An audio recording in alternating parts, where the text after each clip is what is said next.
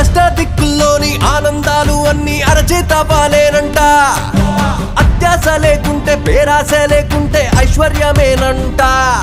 అరే కొన్నాళ్ళు ఎండలు కొన్నాళ్ళు వానలు వస్తుంటే చాలంట. 100 ఏళ్ళు వద్దంట, పోయేదాకా బతుకు సాగిపోవాలంట. ప్రతిదీ